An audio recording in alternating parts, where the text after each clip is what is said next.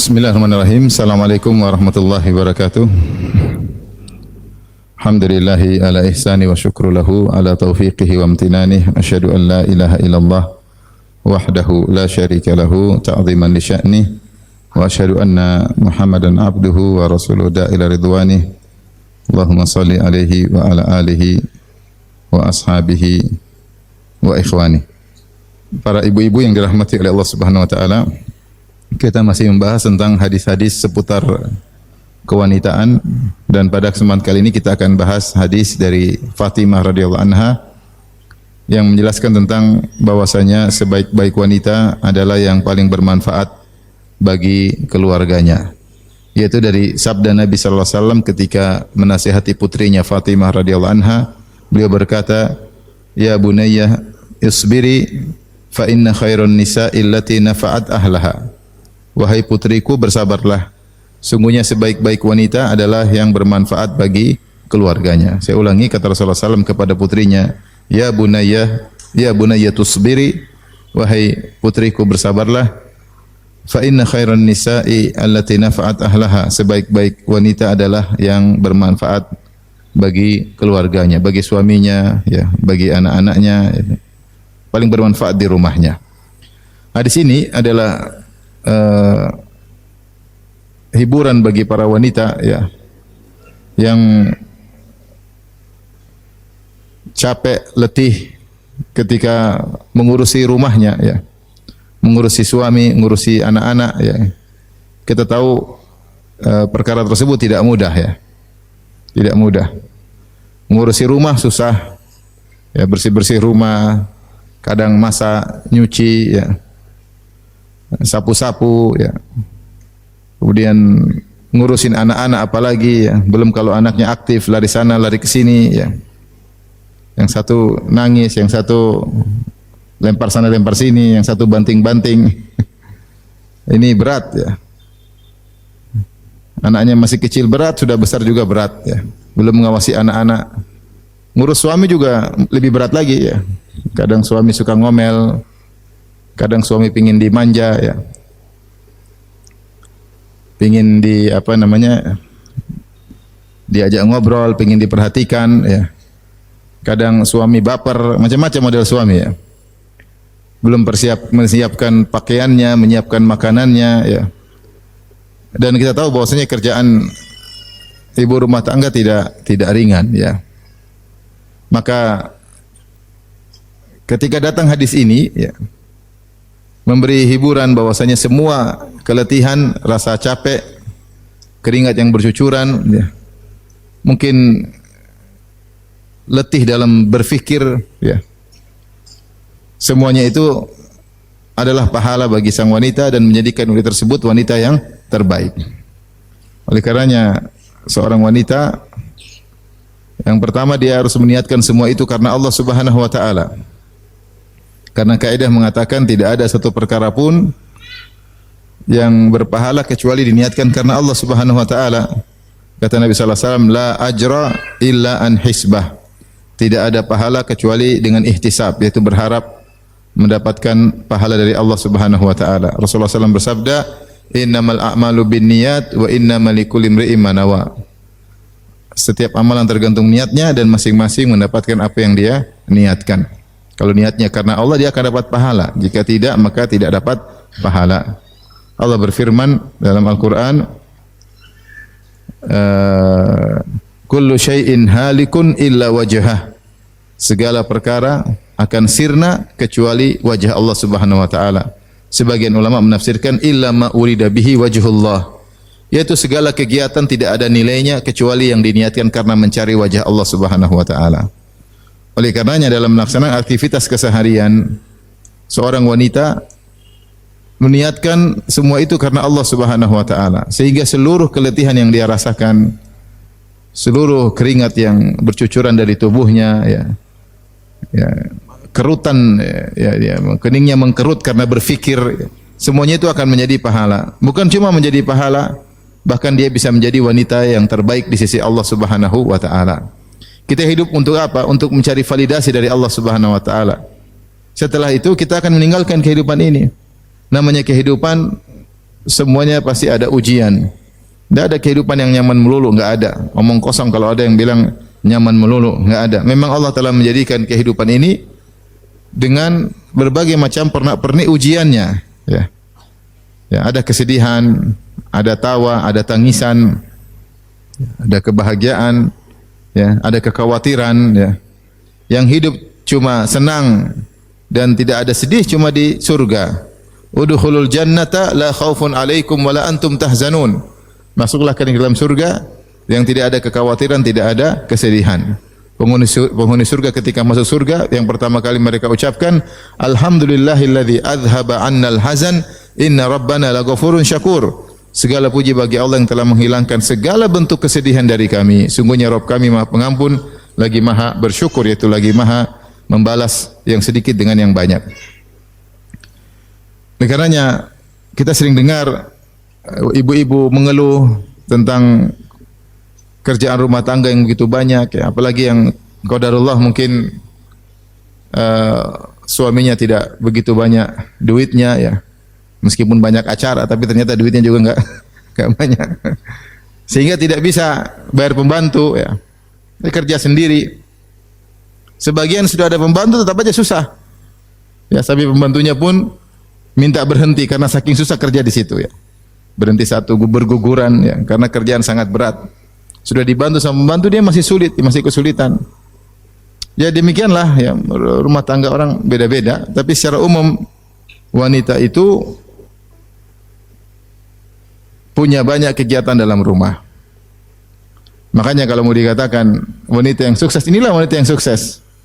Wanita karir itu bukan yang keluar-keluar dari rumah, tapi dia berhasil membangun rumah tangganya dengan yang terbaik, berhasil mendidik anak-anaknya dengan didikan yang terbaik, bertakwa kepada Allah dalam mengurusi rumah tangganya. Ingat sabda Nabi SAW kepada Fatimah, ya bunayya tusbiri, wahai putriku bersabarlah, fa inna khairan nisa allati nafa'at ahlaha. Sebaik-baik wanita itu di sisi Allah Subhanahu wa taala. Bukan di sisi netizen, ya. Bukan di sisi media, ya, media sosial, ya. Tetapi di sisi Allah Subhanahu wa taala, yaitu yang paling bermanfaat bagi keluarganya. Maka seorang wanita merenungkan hadis ini, menghibur dirinya. Dia tahu bahwasanya Allah Subhanahu wa taala Maha melihat dan Maha mendengar, Maha mengetahui apa yang dia lakukan. Tidaklah setiap kegiatan dia lakukan untuk ngurusi rumahnya, ngurusi anak-anaknya, ngurus suaminya, kecuali menaikkan derajatnya di sisi Allah Subhanahu wa taala. Apa yang dikeluhkan oleh para wanita zaman sekarang juga pernah dikeluhkan oleh wanita terbaik umat ini, yaitu Fatimah radhiyallahu taala anha, putri Nabi sallallahu alaihi wasallam. Yang Rasulullah pernah berkata kepada Fatimah, "Ama tardaina an takuni sayyidatan nisa'il alamin?" Tidakkah kau suka wahai Fatimah engkau menjadi sayyidah, pemimpin para wanita kaum mukminat di alam semesta? Maka Fatimah pun bahagia, ya, mendengar apa yang disampaikan oleh ayahnya, ya. Dialah Fatimah radhiyallahu anha pernah merasakan sebagian dirasakan oleh ibu-ibu, ya, yaitu kepayahan dalam mengurusi rumah tangga. Dalam hadis akan kita sebutkan nanti, beliau mengeluhkan tentang kerjaannya. Dia harus menggiling gandum dengan menggunakan roha. Roha itu batu dua besar, kemudian gandum ditaruh di tengahnya, kemudian digiling dengan mendorong dengan kayu. Batu tersebut didorong, perlu tenaga, ya. Zaman dulu nggak ada mesin, nggak ada listrik, maka dorong dengan manual, ya, menggiling gandum sehingga menjadi tepung, sampai akhirnya tangan yang tadinya lembut, tadinya halus, menjadi tidak halus lagi, ya, jadi kasar, ya, taqatta, yaitu kerut, ya. Dan seperti itu yang tidak disukai oleh wanita. Wanita ingin jari-jarinya lentik, ya atau tidak? Wanita ingin tangannya halus, ya. Semua wanita ingin seperti itu, ya. Zaman dulu nggak ada body lotion, nggak ada, ya. Nggak ada, ya. Ya. Sehingga Fatimah radhiyallahu anha tangannya berubah, ya. Karena dia menggiling gandum. Kemudian dia juga ta'jin, yaitu membuat adonan, ngambil gandum setelah digiling jadi tepung, dibikin adonan. Wa tukhabbis, kemudian dia juga bikin roti, yaitu ada tanur, kemudian tungku, dinyalakan apinya, kemudian tempelin tepung sehingga menjadi roti. Ini kerjanya Fatimah radhiyallahu taala anha. Yaitu melakukan kegiatan-kegiatan kerjaan di rumah untuk ngurusin suaminya Ali bin Abi Thalib radhiyallahu taala anhu. Dan qadarullah Ali bin Abi Thalib bukan orang kaya, sehingga dia tidak mampu untuk membeli budak untuk membantu istrinya. Dan demikian juga di antara pekerjaan Fatimah radhiyallahu taala anha, beliau mengambil air, membawa air di timba, ya. Dia taruh di lehernya, kemudian dipikul air tersebut sampai ada bekas di lehernya. Bekas di lehernya. Ini wanita terbaik. Sayyidatun Nisa'il Alamin, wanita terbaik di alam semesta. Oleh karenanya bukan berarti wanita terbaik si Allah yang keren, yang kemudian lihat Fatimah radhiyallahu anha. Ya. Maka yang penting kita terbaik di sisi Allah Subhanahu wa taala. Kalau mau terbaik di hadapan manusia gampang, tinggal punya duit banyak, insyaallah terbaik di hadapan manusia. Naik mobil Lexus, insyaallah jangan Lexus, baru Zenik aja orang sudah puji, ya. Jangankan Zenik, baru Apan saja orang sudah puji, apalagi kemudian naik Lexus. Mobil mahal, ya, semua orang hormat. Apalagi baju branded, baju mahal, satu baju harganya 8 juta, 10 juta, ya semua orang pasti apa? Angkat tangan. Apalagi pakai dompetnya harganya 20 juta, tasnya harganya 600 juta.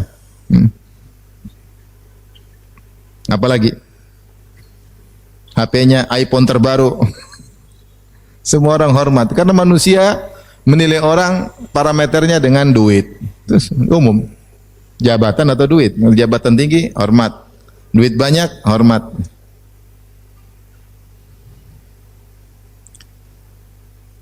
Tapi kalau kita mencari validasi dari Allah Subhanahu wa taala, bukan begitu caranya. Tidak harus jadi orang kaya. Tidak harus jadi wanita cantik, tidak harus. Semampunya kita bertakwa kepada Allah. Di antaranya dengan mengurusi kegiatan rumah tangga. Fatimah radhiyallahu anha sampai mikul air, taruh di lehernya, ngangkat timba sampai kemudian lehernya ada bekasnya. Kemudian beliau menyapu rumah sampai bajunya penuh dengan debu. Dan beliau nyalakan api sampai bajunya tidak rapi lagi karena terkena asap. Dan beliau ditimpa dengan kesulitan. Padahal beliau adalah Sayyidatu Nisa'i Ahlil Jannah. Beliau adalah pemimpin para wanita di surga. Dalam sebagian riwayat Sayyidatu Nisa'i Ahlil Jannah. Fatimah Sayyidatu Nisa'i Ahlil Jannah. Fatimah adalah pemimpin wanita di surga. Taib. Kita bacakan hadisnya. Hadis ini disampaikan di antaranya dari Ali bin Abi Thalib, diriwayatkan oleh Imam Bukhari dalam beberapa tempat dalam Sahih Bukhari dari Ali bin Abi Thalib. Beliau berkata, "Inna Fatimah atatin Nabiy sallallahu alaihi wasallam tashku ilaihi ma talqa fi yadiha min ar-raha."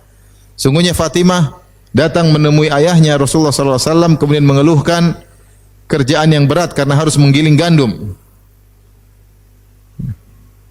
Wa balagha annahu ja'ahu raqiq, dan telah sampai kabar kepada Fatimah bahwasanya ada budak-budak ya dimiliki oleh ayahnya, mungkin habis perang ada ghanimah dapat budak-budak. Ini lumayan ya, ayahnya punya budak bisa diminta satu untuk bantu urusan rumah tangga.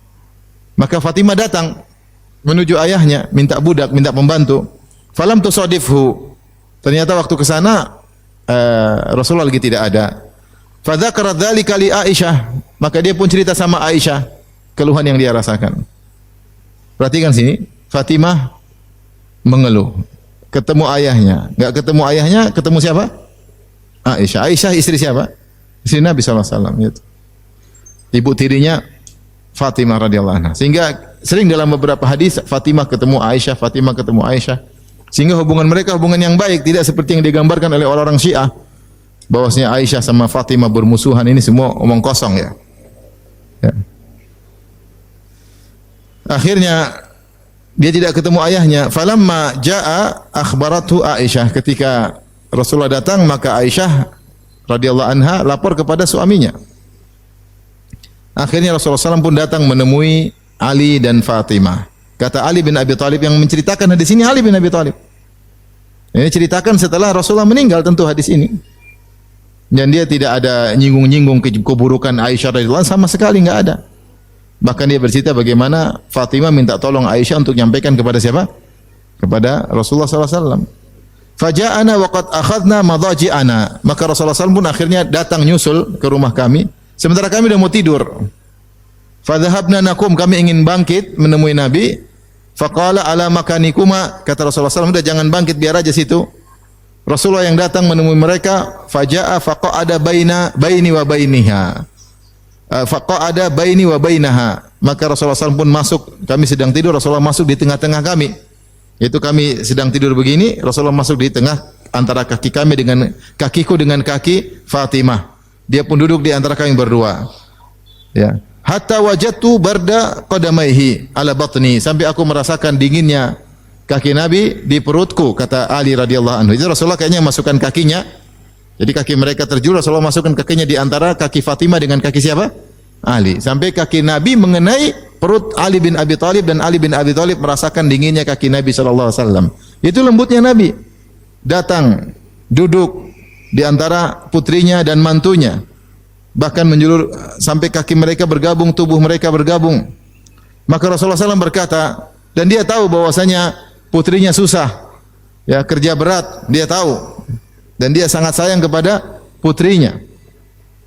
Dan tidak ada dari keluarganya, dari Khadijah, yang tersisa kecuali cuma putrinya ini satu-satunya. Ya. Semuanya sudah pada meninggal. Sampai Fatimah dijuluki oleh para sahabat, kunyahnya adalah Ummu Abiha, ibu ayahnya. Kenapa Fatimah disebut ibu ayahnya? Karena dari keluarga Khadijah semua tidak ada yang tersisa kecuali Fatimah. Sehingga Fatimah itu seperti mengurusi ayahnya, menggantikan posisi ibunya Khadijah. Sehingga dia diberi gelar dengan Ummu Abiha, ibu ayahnya sendiri. Makanya dalam riwayat ketika Rasulullah SAW terluka dalam perang Uhud, siapa yang ngurusin? Yang ngurusin Fatimah. Yang merawat Nabi SAW Fatimah. Jadi bagaimana kasih sayang Nabi kepada Fatimah luar biasa, tidak usah diragukan. Inilah satu-satunya putrinya yang tersisa dari Khadijah radhiyallahu taala anha. Dan semua anak-anak Nabi meninggal kecuali siapa? Fatimah. Kira-kira kalau kita anak meninggal semua tinggal satu, kita sayang atau tidak? Sayang, kita mungkin sangat semanja-manjanya. Minta apapun kita kasih. Tapi Nabi tidak demikian. Nabi kalau mau kasih pembantu 100 Nabi bisa kasih Fatimah. Dia sering perang, menang perang, banyak ghanimah. Tapi enggak. Putrinya datang mengeluh, sakit ini, baju kotor, bau asap. Tapi apa kata Rasulullah SAW? Mengajarkan zuhud kepada keluarganya.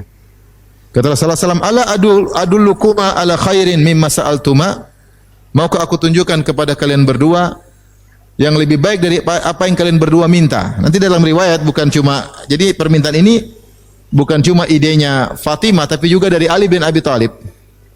Karena Ali bin Abi Thalib juga merasakan kesulitan. Maka Rasulullah mengatakan, maukah aku tunjukkan kepada kalian berdua suatu perkara yang lebih baik daripada yang kalian berdua minta? Itu kalian berdua minta pembantu, minta budak.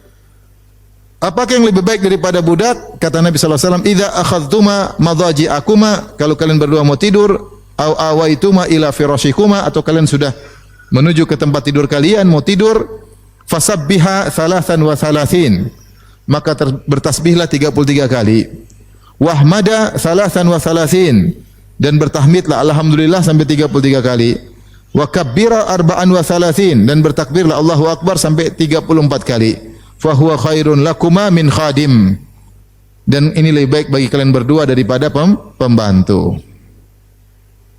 Kalau kita bilang anak kita, udah enggak usah pengen bantu, tasbih aja, zikir. Abi ini ada-ada aja. Pembantu suruh ganti dengan apa? Zikir. Tapi mereka berdua tidak protes, dan mereka benar-benar menerapkan wasiat Fatimah, menerapkan wasiat ayahnya, Ali menerapkan wasiat mertuanya. Sampai Ali tidak pernah lagi meninggalkan zikir ini semenjak Nabi menyampaikan kepada Ali bin Abi Thalib zikir tersebut. Ali bangsa tidak pernah meninggalkan. Sampai ada yang bertanya, ngetes Ali, "Taib, kau enggak pernah meninggalkan waktu perang Siffin? Lagi perang lawan Muawiyah, waktu lagi terjadi perbedaan pendapat sehingga terjadi peperangan?" Bahkan kata Ali, bahkan ketika Lailatul Siffin, ketika perang Siffin pun saya tidak meninggalkan zikir ini, subhanallah. Artinya di hari yang tegang, hari yang berbahaya, dia juga mau tidur tidak melupakan zikir ini. Ali bin Abi Thalib radhiyallahu taala anhu. Jadi yang mengeluh ternyata bukan cuma Fatimah radhiyallahu taala anha, Ali suaminya pun demikian. Dadanya sakit karena dia harus nimba air yang banyak, ya, sehingga dia ceritakan hal ini kepada istrinya. Biasa suami istri diskusi. Suami miskin, istri miskin. Suami miskin, istri apa? Miskin. Sahabat dulu banyak yang miskin. Sahabat yang miskin. Ada yang suaminya miskin. Abdullah bin Mas'ud suaminya dia miskin. Sampai istrinya kalau mau sedekah, kata Abdullah bin Mas'ud, sudah sedekah sama saya aja. Kata istrinya, Zainab namanya. Saya tanya Nabi dulu, ya tanya silakan. Tanya, kata Nabi benar. Sedekah sama kerabat 2 pahala. Pahala sedekah sama pahala menyambung kekerabatan. Sebab suami miskin. Ini suami istri apa? Miskin. Ali pun radhiyallahu anhu mengeluh tentang dadanya yang sakit. Maka dia pernah bercerita hal ini kepada istrinya Fatimah tentang kondisinya dan rasa letih yang dia rasakan. Dan dia minta Fatimah untuk pergi ke bapaknya minta pembantu. Ali berkata kepada Fatimah pada suatu hari, "Wallahi laqad sanautu hatta laqad ishtakaitu sadri." Sungguh aku sudah sanaut, yaitu sanaut itu kinanya dari saniah, ya.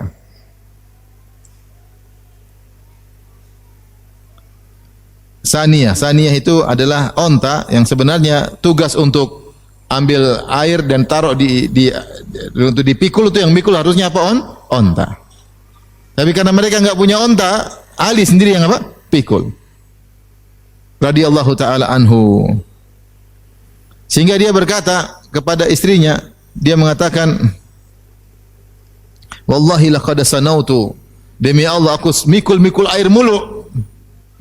Hatta laqad syaqaitu sadri, sampai dadaku sakit. Ali bukannya orang lemes loyo kayak kita, enggak. Dia orang kuat, jagoan. Kalau tempur sangat hebat, tapi mungkin terlalu sering angkat air.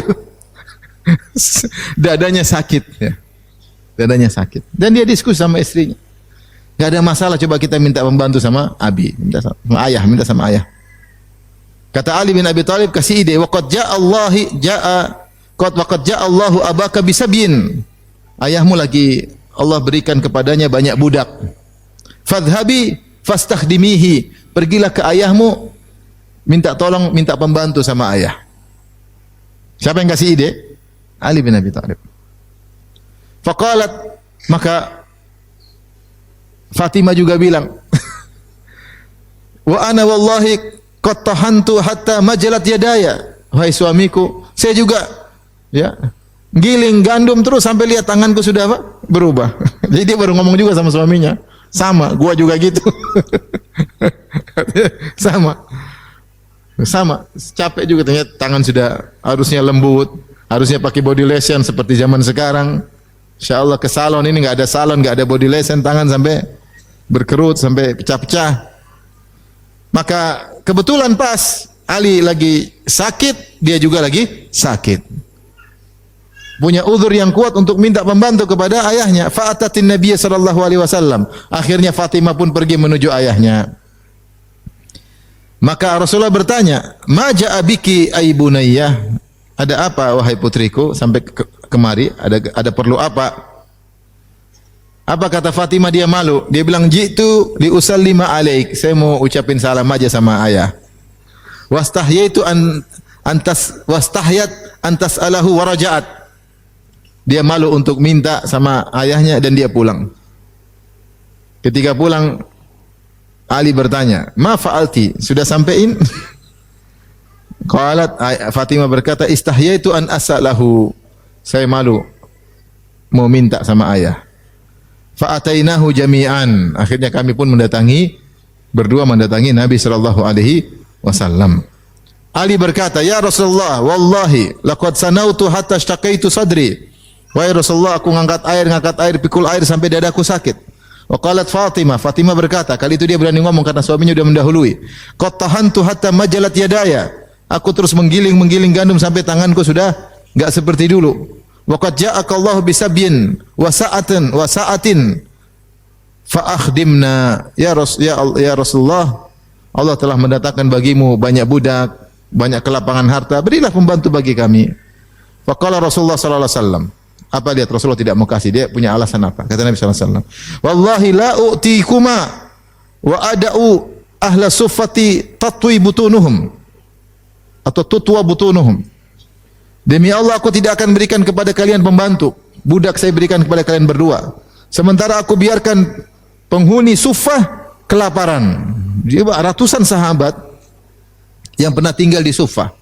Suffah itu adalah seperti tambahan di belakang Masjid Nabawi. Dan dia ada atapnya tapi dindingnya tidak ada, sehingga mereka tidur di bawah atap tanpa dinding.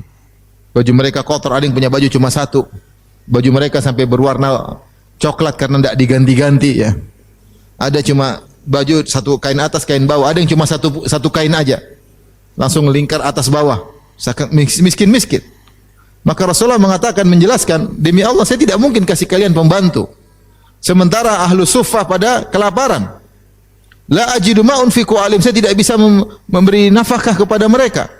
Walakinni abi'uhum wa unfiqu alaihim athmanahum. Saya akan jual budak-budak ini, nanti hasil jualnya saya berikan kepada budak-budak kepada ahlu suffah. Faraja'a, mereka berdua akhirnya apa? Pulang, enggak dapat pembantu. Rasulullah SAW pun akhirnya mendatangi mereka berdua. Fa'atahuman Nabi sallallahu alaihi wasallam qad dakhala fi qatifatihima. Maka Rasulullah SAW mendatangi mereka berdua sementara mereka berdua sudah pakai selimut, sudah mau tidur. Begitu ya. Jadi suami istri kalau tidur selimutnya satu. Jangan suami selimut sendiri, istri selimut apa? Sendiri. Ini enggak benar ini. Tidak ada cinta kasih di tempat tidur. Selimut masing-masing, enggak benar ya. Selimut satu buat berdua ya. Ini satu selimut sendiri-sendiri, satu pegang HP sendiri-sendiri, ngobrol sendiri-sendiri, tidur sendiri-sendiri. Badan saja di tempat tidur, otak antara timur dan barat. Selimut berdua dong. Waqad dakhala fi qatifatihima, mereka berdua sudah masuk di selimut mereka.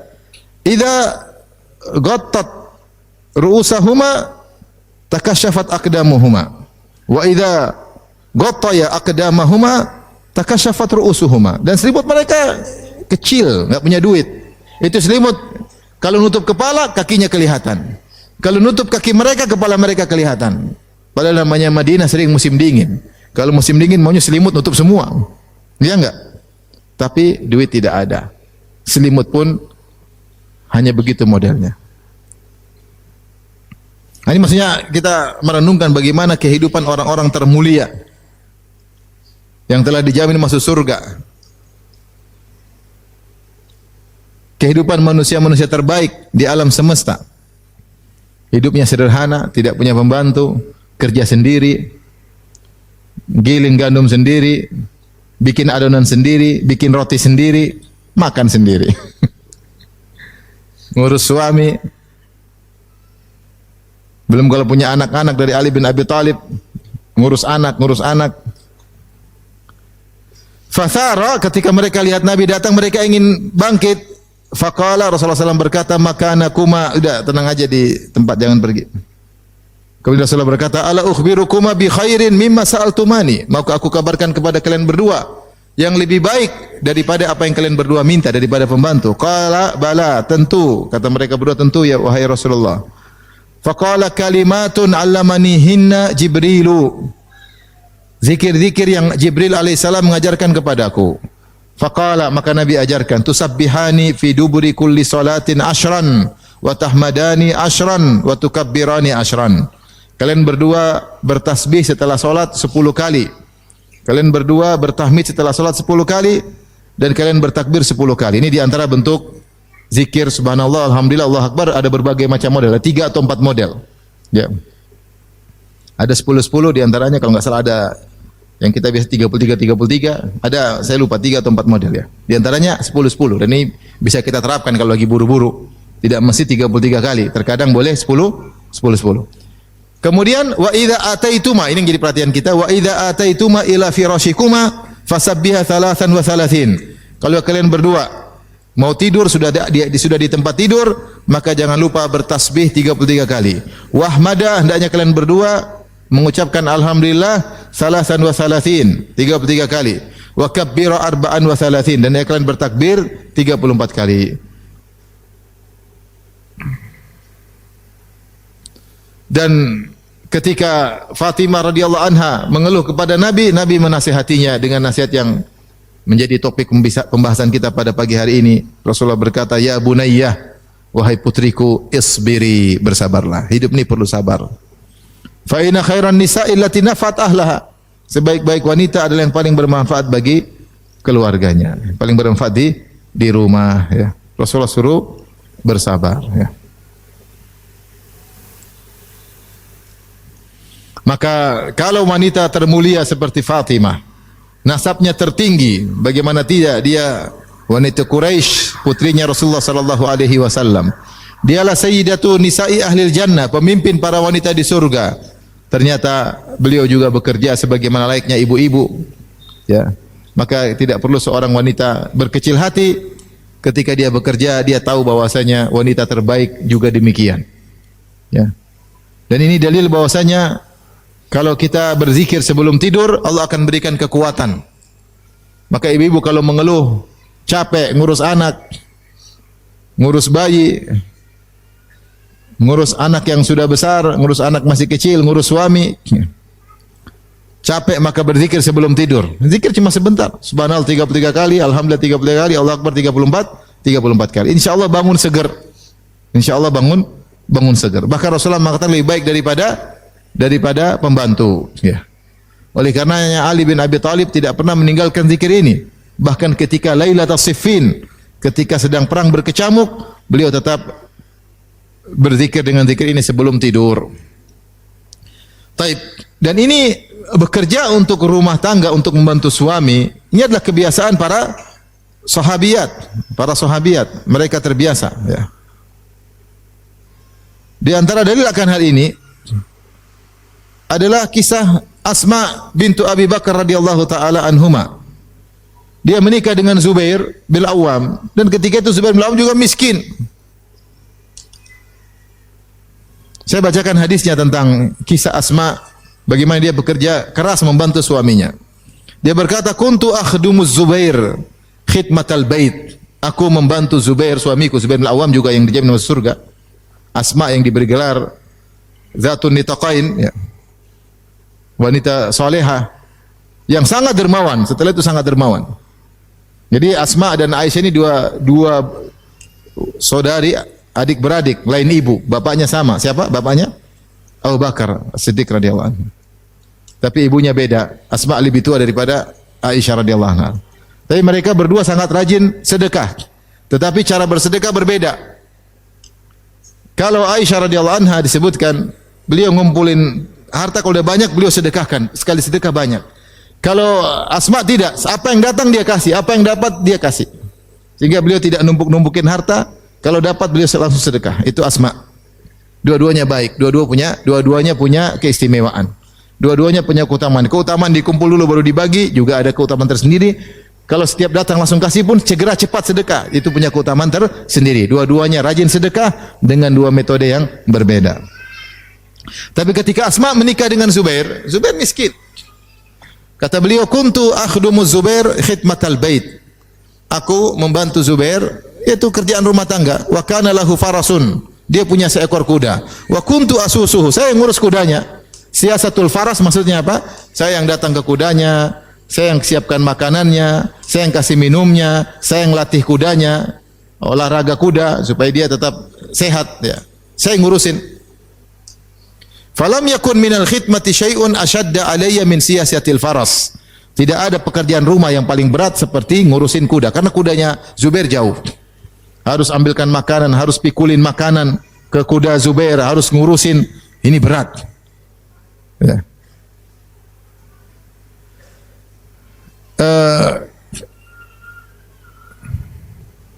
Akhirnya kemudian Nabi memberikan pembantu kepada Asma.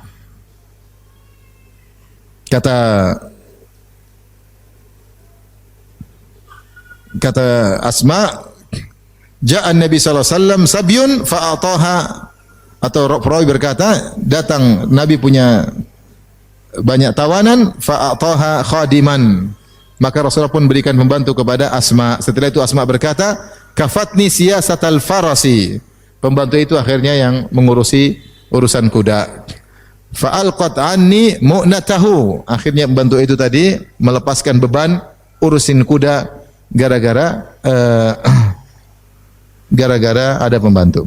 Dalam riwayat yang lain,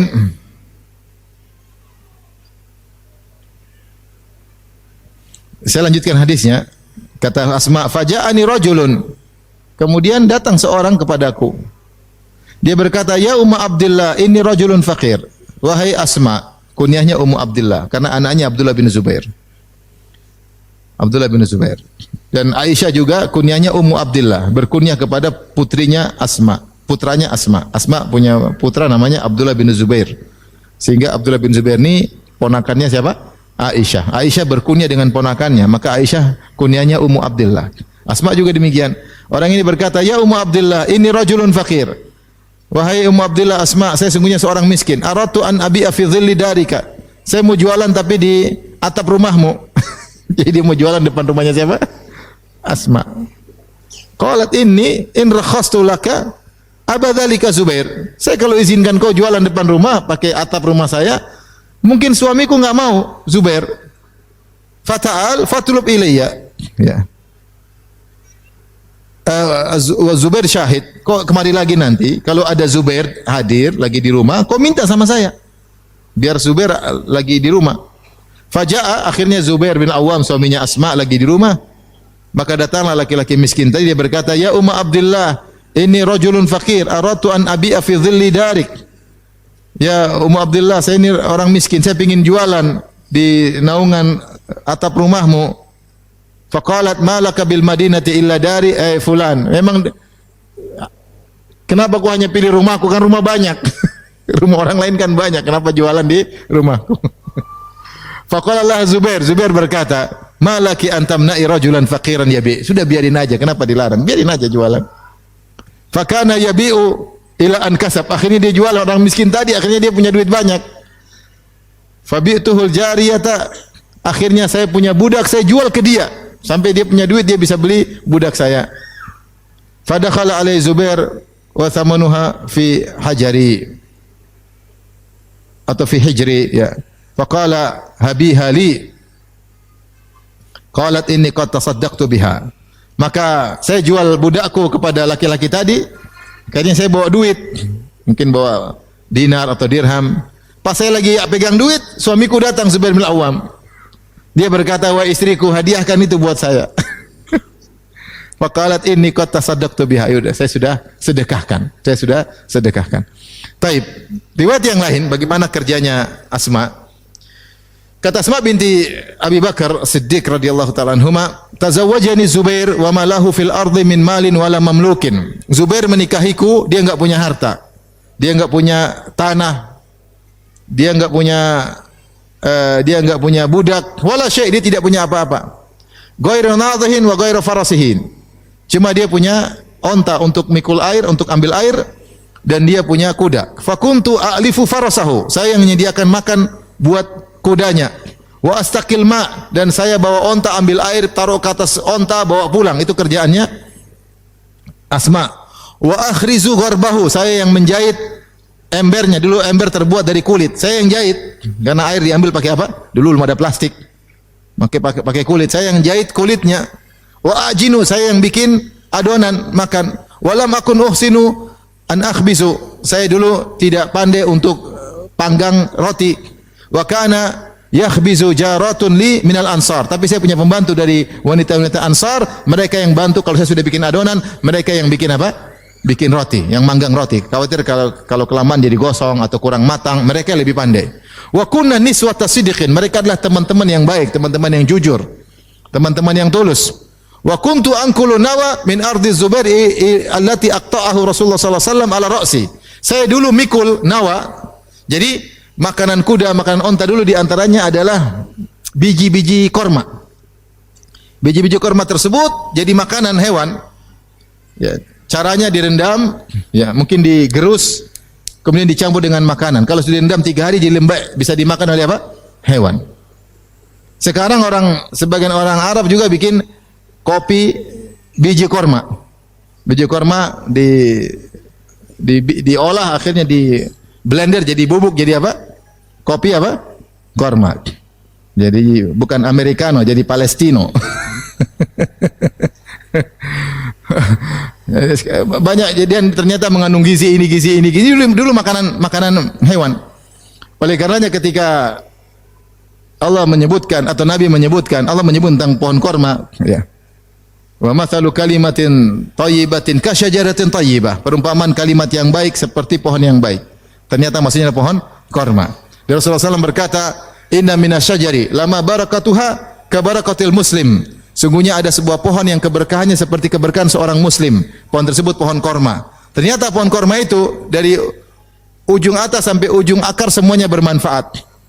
Ini manfaatnya apa? Ini manfaatnya apa? Ini manfaatnya. Sampai mereka bilang, kalau gitu bijinya apa? Bijinya juga manfaat. Untuk jadi makanan apa? Hewan. Sekarang untuk bikin apa?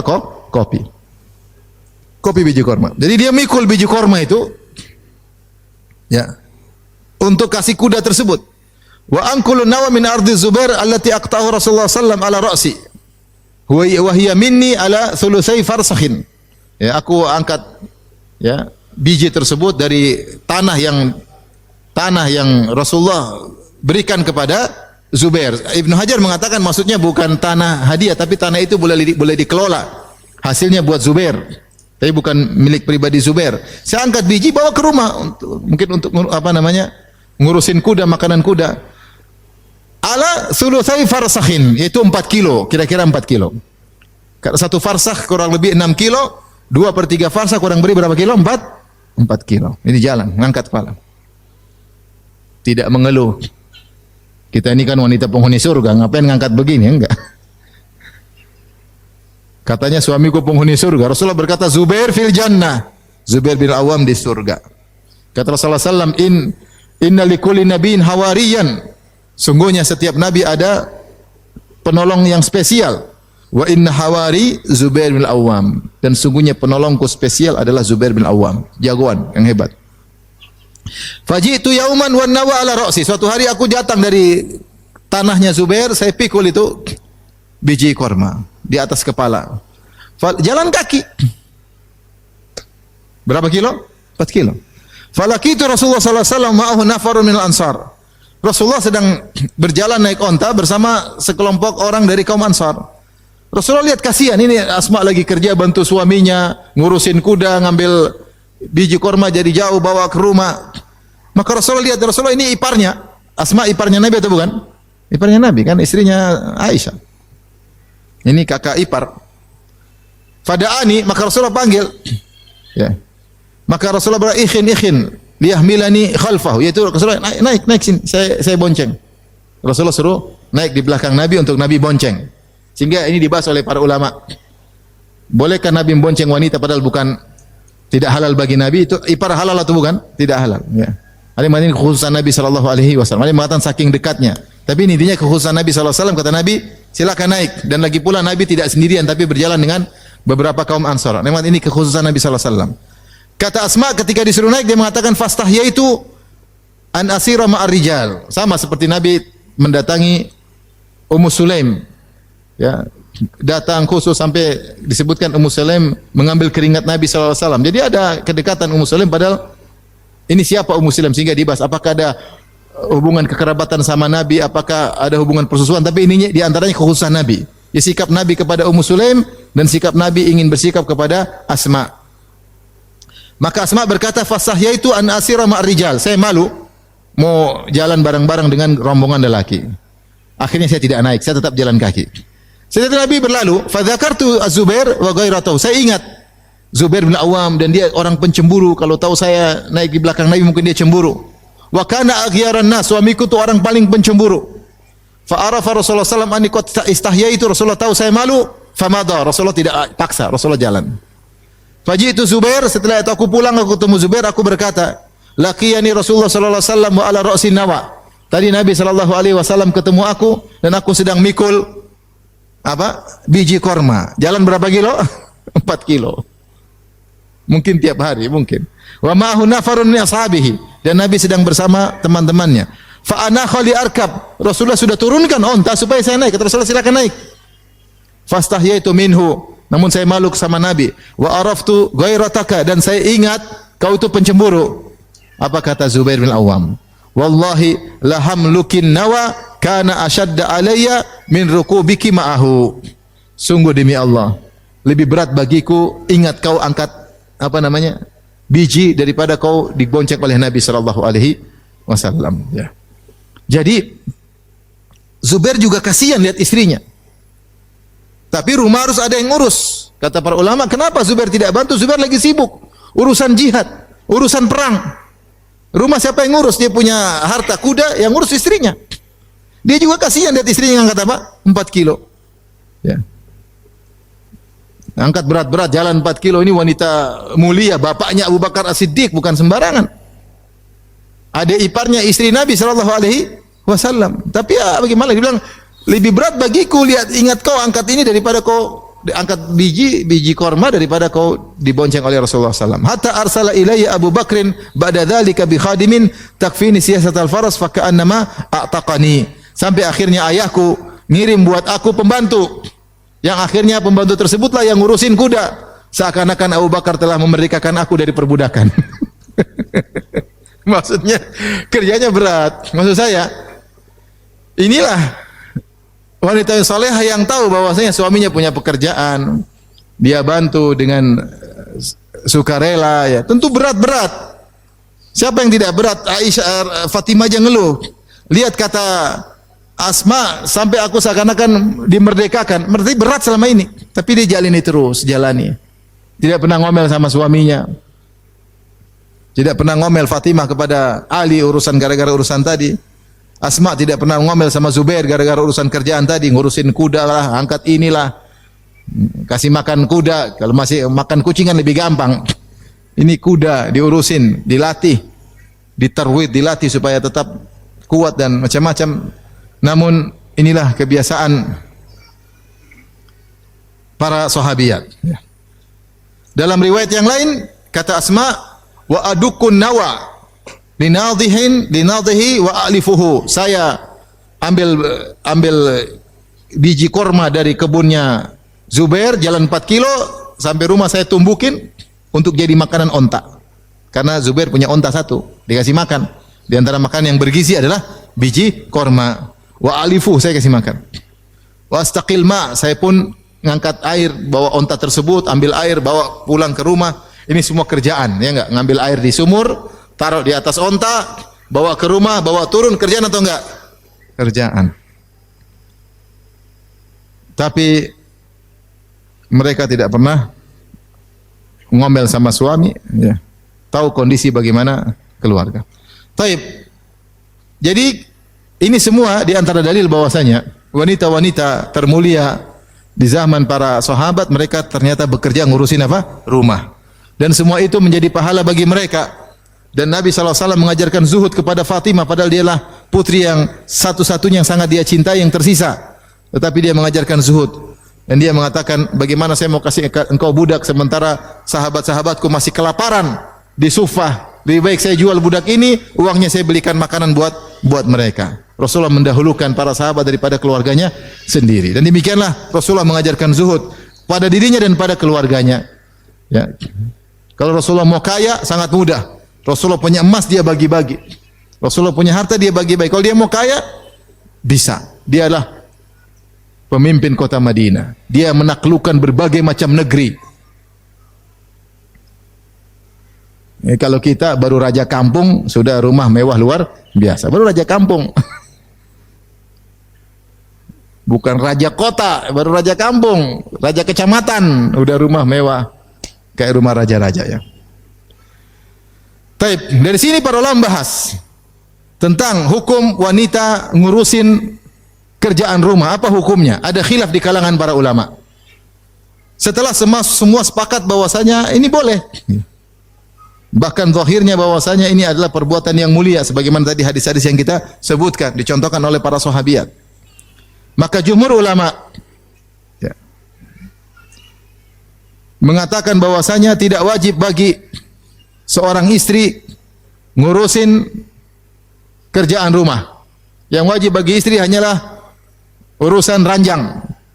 Dia dinikahi oleh suaminya bayar mahar supaya dia bisa melayani suaminya. Sehingga kalau dia keluar rumah enggak boleh, harus minta izin kepada suaminya. Pokoknya kalau suaminya pulang ke rumah dia harus siap sedia. Kapan suaminya ingin menggaulinya dia tidak boleh menolak sama sekali.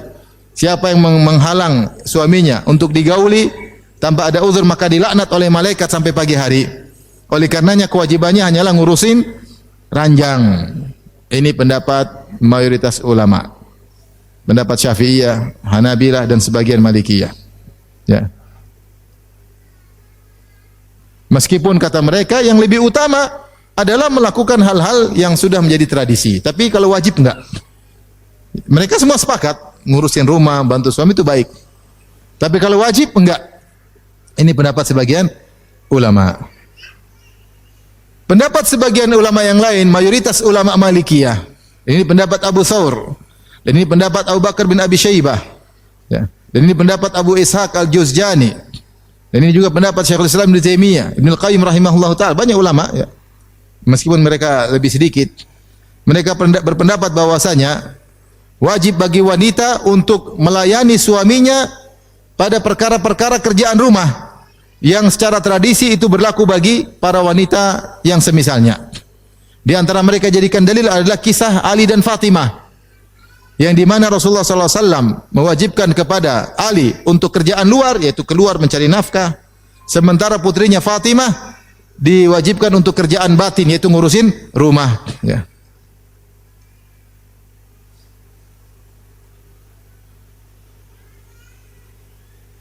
Dan di antara dalil akan hal ini, Rasulullah pernah memerintah kepada istrinya Aisyah radhiyallahu taala anha. Ini juga dijadikan dalil. Suatu hari Rasulullah SAW ingin menyembelih hewan kurban.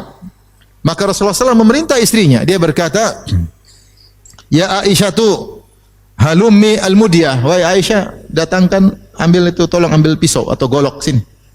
Saya mau sembelih. Sumakala, setelah itu Aisyah ambil golok, kata Rasulullah, ishhadhiha bihajarin. Asah itu, asah. Aisyah asah. Pakai batu. Diasah. Berarti Rasulullah perintah Aisyah atau tidak? Kira-kira ngasah pedang karena Aisyah ahli, ya sudah Rasulullah suruh. Ini kerjaan. Rasulullah perintahkan. Suma akhadha, kemudian Rasulullah SAW pun mengambil setelah diasah oleh Aisyah, Rasulullah gunakan untuk menyembelih hewan tersebut. Jadi maksud saya, ini dalil bahwasanya wanita boleh diperintah oleh suaminya. Buktinya Rasulullah SAW memerintah Aisyah.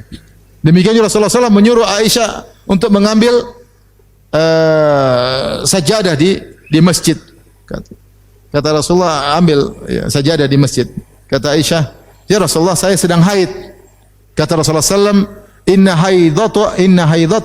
haidataki laysat biyadiki. Haidmu bukan di tanganmu, ambil aja, enggak ada masalah. Artinya tanganmu tidak akan mengotori masjid. Datang ambil sajadah yang ada di masjid, bawa ke sini. Ya Rasulullah perintah. Jadi pendapat yang lebih kuat Allah alam bisawab adalah wanita wajib melakukan kegiatan yang sudah merupakan tradisi di negeri tersebut. Itulah tugas para istri. Itulah tugas para istri, maka wajib bagi dia melakukannya. Ya. Saya bacakan perkataan Ibn Taimiyah rahimahullah taala, beliau berkata, "Wa tajibu khidmatu zawjiha bil ma'ruf min mithliha li mithlihi." Wajib bagi seorang wanita untuk berkhidmat, itu melayani suaminya dengan yang wajar, yaitu sebagaimana wanita semodel dia untuk lelaki semodel dia. Wa yatanawwa'u dzalika bi tanawwu'il ahwal, dan kewajiban tersebut bervariatif sebagaimana bervariasinya kondisi. Fa khidmatul badawiyyati laisa ka khidmatil qurawiyah. Wanita di desa kewajibannya tidak seperti wanita di kota. Tergantung tradisi masing-masing. Wa khidmatul qawiyyati laisat ka khidmatil dhaifah. Dan wanita yang kuat tentu kewajibannya melayani suaminya tidak seperti wanita yang lemah. Wa qalahu al-Juzjani min ashabina wa Abu Bakar ibn Abi Syaibah. Dan ini pendapat al-Juzjani dari kalangan kami, itu kalangan Hanabilah, dan juga Abu Bakar ibn Abi Syaibah. Dinukil dari Ikhtiarat ya Ibnu Taimiyah rahimahullahu taala. Dan ini juga pendapat Ibnu Qayyim rahimahullahu taala. Beliau berdalil dengan kisah Fatimah dengan Ali. Dan Rasulullah SAW tidak mengatakan, Ali, ini bukan tugas putriku. Enggak. Rasulullah malah, ya sudah, kerja lebih bagus. Kemudian ketika Asma lewat, Rasulullah tahu bagaimana Asma susahnya. Rasulullah tidak bilang, ya tidak wajib. Enggak. Rasulullah, ya silakan, tetap aja jalan 4 kilo, mikul. Rasulullah biarin, karena itu kebiasaan tradisi wanita di zaman tersebut. Dan kita tahu bahwasanya seorang laki ketika menikah, secara urf, antum kalau menikah sama wanita, kalau dia bilang saya mau nikah sama kamu, saya tidak mau masak, tidak cuci piring, kira-kira antum mau nikahi enggak? Akhi, saya mau nikah, tapi ingat, saya ikut pendapat jumhur. Tidak wajib bagi saya masak, tidak wajib bagi saya cuci piring, wajib saya cuci pakaian, enggak ada urusan ya. Pokoknya saya urusan ranjang, ngerapiin ranjang. Antum mau nikahin enggak? Enggak lah, cari yang lain aja. Menunjukkan bahwasanya ketika seorang laki menikah dengan wanita sudah sama-sama tahu, terutama di tanah air, bahwasanya kalau menikah wanita tersebut akan bekerja sebagaimana wajarnya wanita-wanita yang lain. Dan dalam kaidah al-ma'rufu urfan kal masyruti syartan, perkara yang sama-sama diketahui kemudian diakadkan meskipun tidak dilafalkan tapi sama-sama tahu, itu seakan-akan persyaratan. Contohnya begini, kita beli mobil di suatu dealer misalnya, nanti dia yang antar, nggak usah ngomong, sudah sama-sama tahu. Setiap beli pembelian mobil di dealer, nanti dia apa?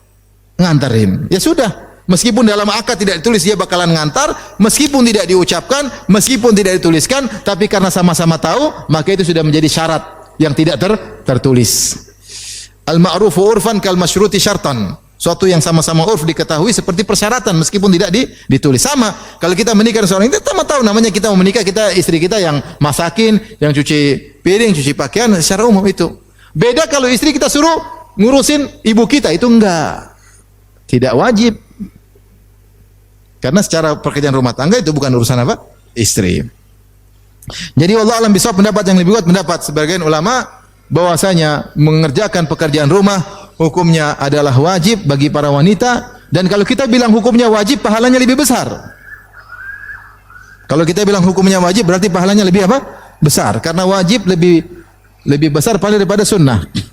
Subhanallah, kalau kita ikut pendapat jumhur Rasulullah mengatakan wanita tidak wajib kerjaan rumah.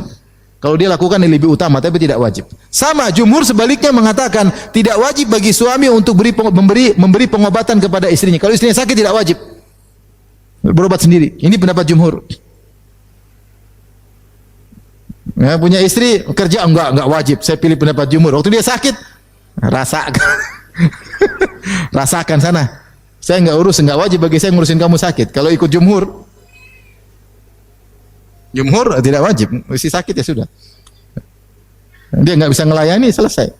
Nggak ada kasih nafkah, nggak bisa ngelayani, selesai. Nafkah saya ada timbal baliknya, layani saya. Tidak melayani, mohon maaf, tidak ada nafkah. Kalau kita mau ikut benar-benar perkataan sebagian fuqaha, letterlek seperti itu, plek-plek. Tapi kenyataannya semua orang sekarang tahu namanya ngurusin istri wajib. Kalau dia sakit kita yang ngobatin. Kalau ikut jumhur, kita telepon mertua, Pak mertua istri sakit, anakmu sakit, ambil. Nanti kalau sembuh bawa lagi sini. Ini pendapat jumhur boleh begitu. Tapi kita tidak setuju. Oleh karenanya yang benar, sebagaimana wanita wajib mengurusi rumah tangga secara wajar, lelaki juga ngurusin wanita secara wajar, wajib baginya. Wallahu alam bisawab. Ininya saya ingin menyampaikan kepada para ibu yang dirahmati Allah Subhanahu wa taala. Memang capek ngurusin anak-anak ya. Kita tahu sendiri bagaimana istri kita ngurusin apa? Anak-anak. Bagaimana istri kita capek ngurusin kita, apalagi kita rewel. Maunya begini, maunya gini, maunya ini. Saya pingin makan nasi goreng, enggak pakai kecap, telurnya setengah matang ya, pokoknya. Setengah matang, garamnya sekian, sambalnya sekian ya. Telurnya taruh di tengah piring, jangan di pinggir. Istri capek bikin gini. Saya pingin makan sebelum duhur. Saya dulu bilang istri saya begitu, Abi makan sebelum duhur, enggak mau setelah duhur. Harus siap sebelum zuhur. Sebelum Abi ke masjid, Abi makan dulu.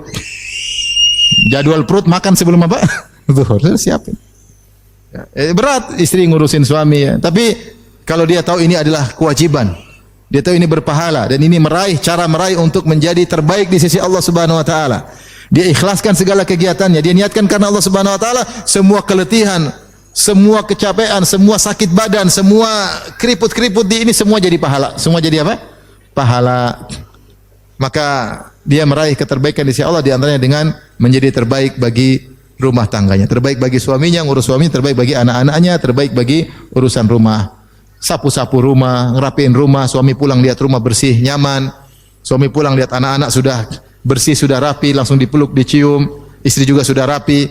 Masya Allah, itu semua berpahala di sisi Allah Subhanahu wa taala. Demikian saja ibu yang dirahmati Allah Subhanahu wa taala. Semoga ibu-ibu menjadi wanita-wanita terbaik di sisi Allah Subhanahu wa taala, bersabar menjalani keletihan ngurusin rumah tangga, dan semoga semuanya semakin letih, semakin besar pahalanya. Sebagaimana Nabi pernah berkata ketika Aisyah berhaji, kata Nabi, ajruki ala qadri nasabik. Pahalamu sesuai dengan kadar keletihanmu. Pahalamu sesuai dengan kadar keletihanmu. Saya boleh katakan juga itu berlaku juga pada ibu-ibu. Semakin letih di rumah, kalau memang itu dia kerja, insya Allah pahalanya semakin besar. Apalagi dia berbuat baik tersebut, masalahnya sangat besar, menyiapkan generasi terbaik itu anak-anak dan menjaga suami ya, dengan dilayani maka suami betah di rumah sehingga dia tidak berpikiran macam-macam. Wallahu taala alam bisawab. Tapi demikian saja kajian kita, insyaallah kita lanjutkan pada kesempatan yang lain. Subhanakallah bihamdik asyhadu an la ilaha illa anta astaghfiruka wa atubu ilaik. Assalamualaikum warahmatullahi wabarakatuh.